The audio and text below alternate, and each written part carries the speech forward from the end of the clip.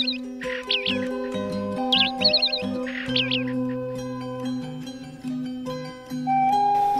hari, Sungging Purbangkara ingin berburu di hutan. Ia berburu selalu ditemani dengan seorang pengawal. Pengawal, ada apa Paduka? Melihat hari yang cerah, aku ingin pergi berburu. Tolong ambilkan tombakku. Baik Paduka, hamba akan menyiapkan tombak Paduka.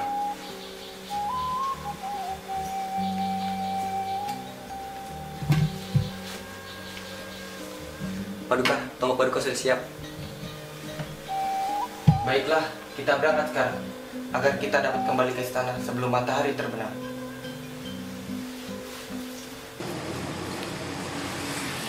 Pengawal, ada apa Paduka? Pegangkan ini. Berikan aku anak.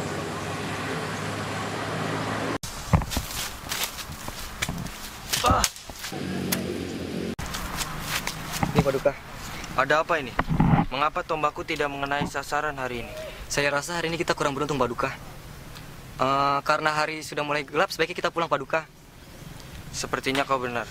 Baiklah, kau pulanglah duluan. Aku akan menyusul nanti. Oh, baik Paduka.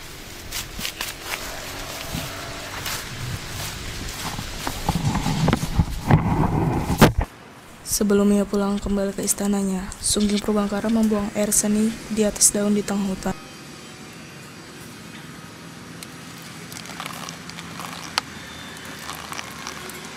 Setelah Sungging Purbangkara pulang, datanglah seekor babi hutan betina bernama Wahyungyang yang kehausan meminum air yang berada di atas daun tersebut, yang tak lain merupakan air seni sang raja.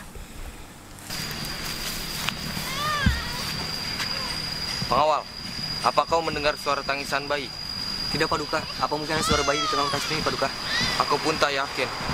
Sebaiknya kita mencari sumber suara itu. Baik Paduka.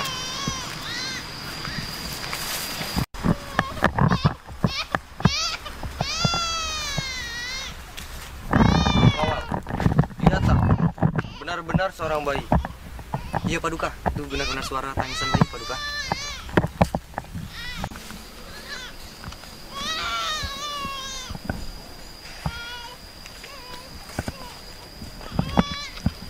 Siapa orang yang tega meninggalkan bayi secantik ini di hutan? Sungging Purbangkara, bayi itu adalah anakmu dengan seorang dewi yang telah menjalani hukuman. Apakah kau tahu Sungging Purbangkara bahwa kodrat seorang manusia adalah menikah dan mempunyai anak? Kau telah mencoba mengelak dari kodrat itu. Karenanya, bawalah bayi itu pulang dan rawatlah ia dengan baik. Baiklah, aku akan merawat bayi ini.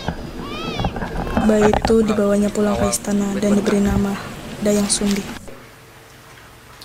Ada apa Ayahanda memanggil hamba? Duduklah, ayah ingin menanyakan sesuatu padamu. Baik Ayahanda. Sumbi, apakah kau tidak pernah jatuh cinta kepada raja dan pangeran yang datang melamarmu?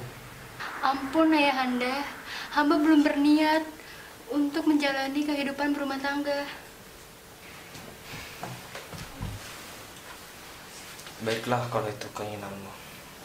Tetapi ayahanda tak ingin merusak hubungan dengan raja dan pangeran yang datang melamar. Karena kau selalu menolak setiap lamaran mereka. Karena itu, ayah akan mengasingkanmu di tepi hutan dan ditemani oleh si Tuma. Dan kau tak boleh kembali sampai kau ingin segera menikah. Baik Ayahanda, hamba akan menerima keputusan untuk tinggal di tepi hutan.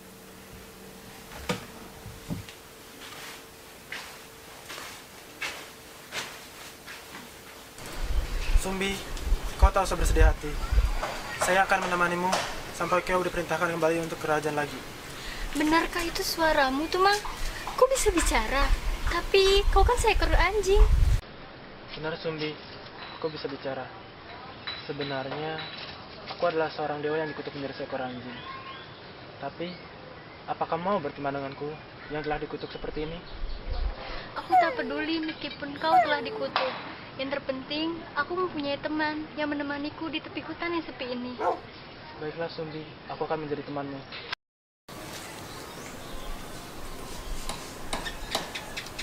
Suatu hari ketika sedang menenun, salah satu pintalan benangnya terjatuh ke bawah saung. Dayang Sumbi merasa malas untuk mengambilnya. Kemudian, dengan kesal, Dayang Sumbi bersumpah. Siapa yang mengambilkan bintalan benangku? Apabila ia seorang pria, kujadikan ia seorang suami. Dan apabila ia seorang wanita, kujadikan ia sebagai saudariku. Ini pintalan benangmu, Sumbi. Tumang, bukan engkau yang kumaksud. Dayang Sumbi, Sumbi mendengar seperti ada suara seorang perempuan yang memanggil namanya. kau adalah keturunan seorang dewi. Seorang dewi pantang untuk menarik sumpahnya sendiri. Tapi, Sesungguhnya, si Tumang itu adalah jelmaan seorang dewa. baiklah Tumang, aku akan menikahimu. Jaka, Jaka, cepat kemari. Ya, Bunda.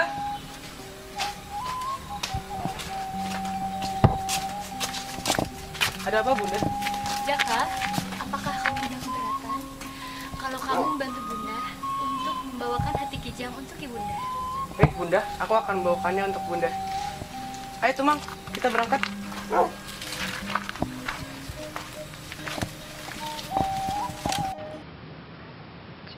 Jaka Gali pergi berburu dengan ditemani oleh Tumang. Sudah berjam-jam Jaka Gali berburu, namun ia tidak melihat seekor kijang pun.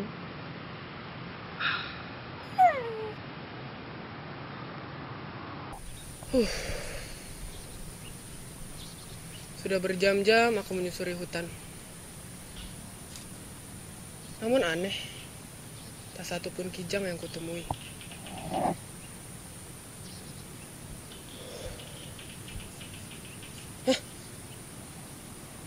Aku tak ingin mengecewakan Bunda.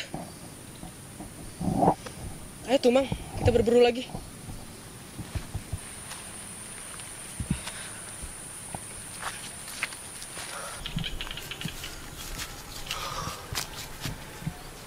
Tumang, lebih baik kau ke sana dan aku akan ke sana. Ayo. Saat sedang berjalan, Tumang melihat seekor babi yang ia kenali sebagai Wayung Hyang, yang merupakan ibu dari Dayang Sumbi.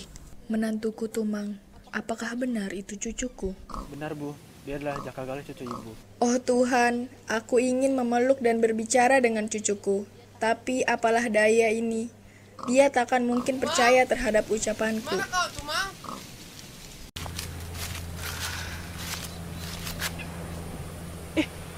Ada babi.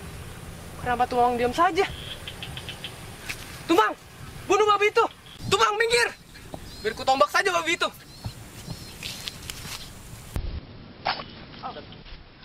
Tumang.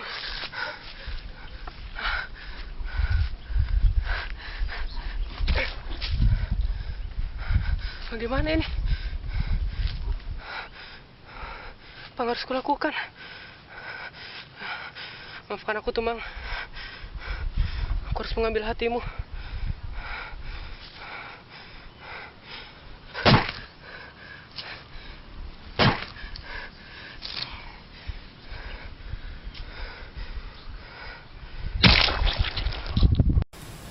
Bunda, Bunda. Ini Bunda, aku bawakan hati kijang untuk Bunda. Makasih nak, kau anak yang hebat. Biar Bunda masak ya. Baik, Bunda. Jaka, kemana sih Tumang? Kau tidak bersamanya? Bunda, sebenarnya hati yang aku bawakan untuk Bunda adalah hati Tumang. Aku tak sengaja membunuhnya. Jaka, apa yang kau lakukan kepada Tumang? Kenapa Bunda marah? Aku tak sengaja membunuhnya, Bunda. Apa kau bilang si Tumang kau bunuh? Benar Bunda. Ketika aku sedang berburu dan aku melempar tombakku sengaja mengenai Tumang. Apa kau tahu dia siapa? Dia adalah ayahmu. Si Tumang adalah ayahmu, Jaka Gali. Apa Bunda? Tumang, ayahku. Tidak mungkin Bunda. Tidak mungkin. Ayahku sudah mati. Ibu yang bilang sendiri kan kalau ayah sudah mati. Tidak, Jaka. Ayahmu masih hidup. Bunda berbohong kepadamu bahwa ayahmu telah mati. Tapi ternyata sekarang kau bunuh Tumang. Karena Tumang adalah ayahmu sendiri. Sekarang kau pergi dari hadapanku. Dasar kau anak durhaka. Aku tak sudi melihatmu di hadapanku.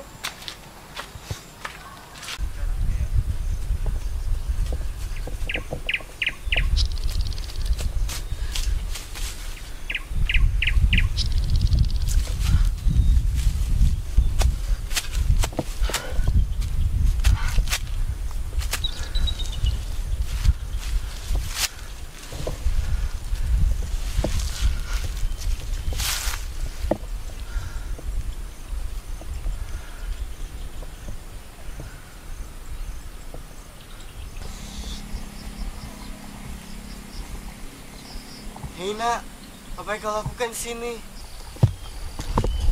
Nak, mengapa kau ada di sini? Siapa kau?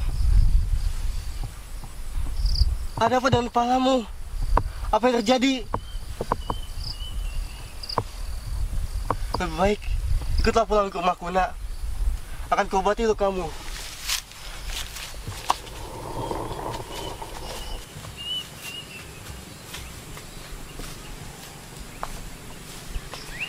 Akhirnya sang petapa mengangkat Jaka Galis sebagai muridnya dan memberinya nama Sang Kuryang.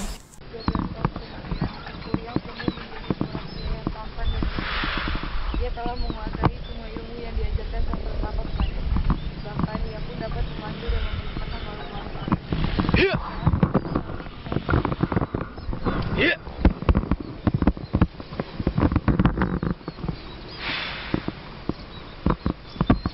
Guru, Sang Kuryang, Guru rasa telah saatnya kau mengamalkan semua ilmu yang telah kuajarkan kepadamu untuk orang lain.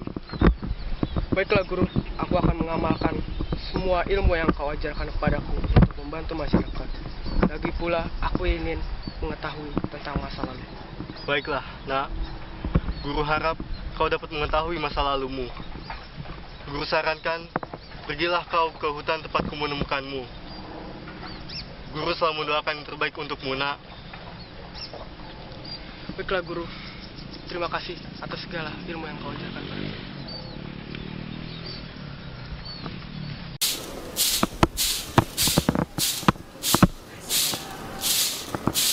Permisi, saya seorang penggembara. Saya kesini untuk meminta air karena persediaan air yang saya telah bawa habis. Baiklah, silakan tunggu. Saya akan mengambilkannya untuk Tuan. Terima kasih banyak.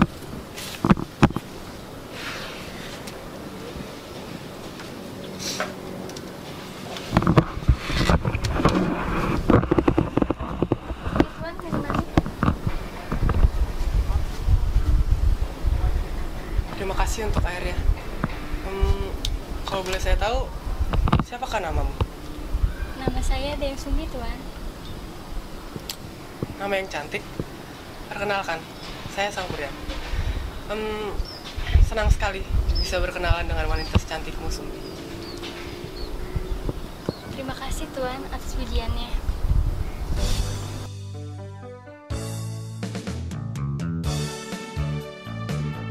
Hingga suatu hari, saat Sang Kuryang ingin pergi berburu, ia meminta sang kekasih untuk membetulkan dan merapikan ikat kepalanya.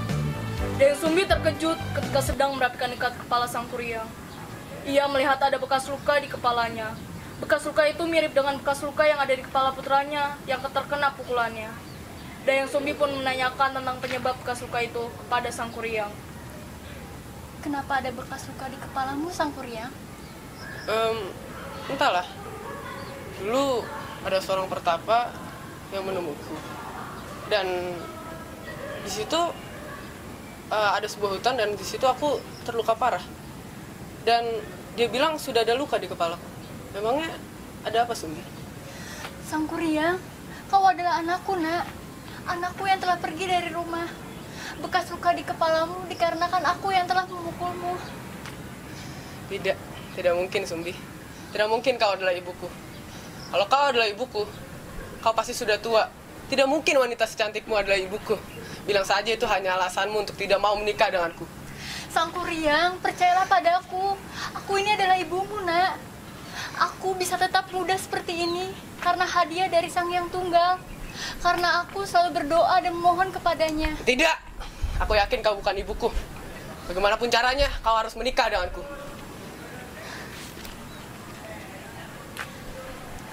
Melihat sikap Sang Kuryang, Dayang Sumbi bingung dan ketakutan.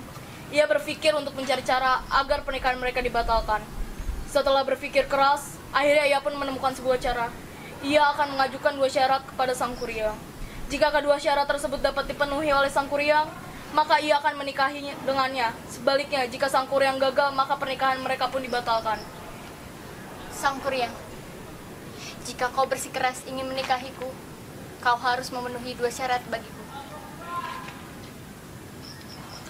Apa syaratmu itu, Sumbi? Katakanlah. Kau harus membuatkan perahu dan danau. Tapi sebelum matahari menyingsing dan ayam berkokok, bagaimana Sang Kuryang? Apa kau sanggup? Baiklah, aku memenuhi syarat yang kau berikan padaku. Dengan kekuatannya, Sang Kuryang pun memanggil teman-temannya yang berupa makhluk halus untuk membantu menyelesaikan tugasnya. Jin, datanglah! Kenapa Tuhan memanggil hamba? Jin, apakah kau mampu membantuku untuk membuat sebuah danau dan sebuah kapal? Tetapi kau harus menyelesaikannya sebelum fajar menyingsing dan ayam berkokok. Bagaimana? Apakah kau mampu? Tenang saja Tuhan, itu hal yang mudah untuk hamba dan anak buah hamba laksanakan. Baik Jin, segera. Setelah siap, mereka pun menggali tanah dan menyusun batu-batu besar untuk aliran air sungai, sehingga membentuk sebuah danau. Kemudian, mereka menebang kayu-kayu besar untuk dibuat perahu. Saat tengah malam, Dayang Sumbi secara diam-diam mengintai pekerjaan Sang Kuryang dan pasukannya. Betapa terkejutnya ia ketika melihat mereka hampir menyelesaikan semua permintaannya.